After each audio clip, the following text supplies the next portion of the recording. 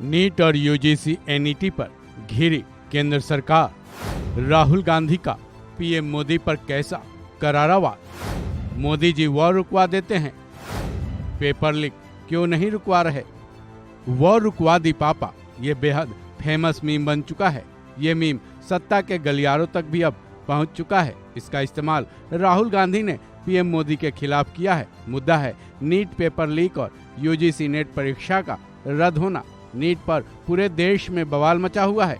Supreme court तक पहुंच चुके इस मामले में कांग्रेस भी पूरी तरह से हमलावर है।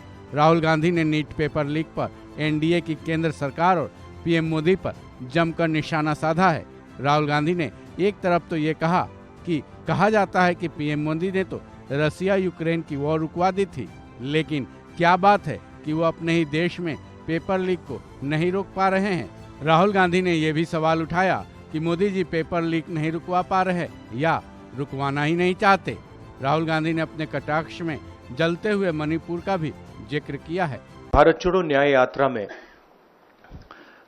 मणिपुर से हम महाराष्ट्र गए और रास्ते में हजारों युवाओं ने कंप्लेन की थी कि हिंदुस्तान में नॉन स्टॉप पेपर लीक होते हैं।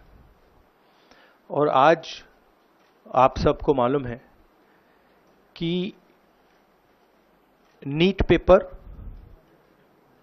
एंड यूजीसी एनईटी के जो पेपर्स हैं वो लीक हुए हैं और एक कैंसिल भी हुआ है। कहा जा रहा था कि नरेंद्र मोदी जी ने यूक्रेन की लड़ाई रोक दी थी।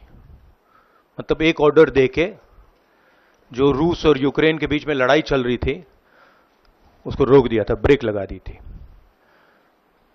इजराइल और गाजा के बीच में जो लड़ाई चल रही थी उसको भी नरेंद्र मोदी जी ने रोक दिया था। मगर किसी ना किसी कारण जो हिंदुस्तान में पेपर लीक हो रहे हैं उसको नरेंद्र मोदी रोक नहीं पा रहे हैं या रोकना नहीं चाहते हैं। नुकसान स्टूडेंट्स का होता है। जो हिंदुस्तान के स्टूडेंट्स हैं, मैं जानता हूं कि आप इन एग्जाम्स के लिए महीनों सालों काम करते हो।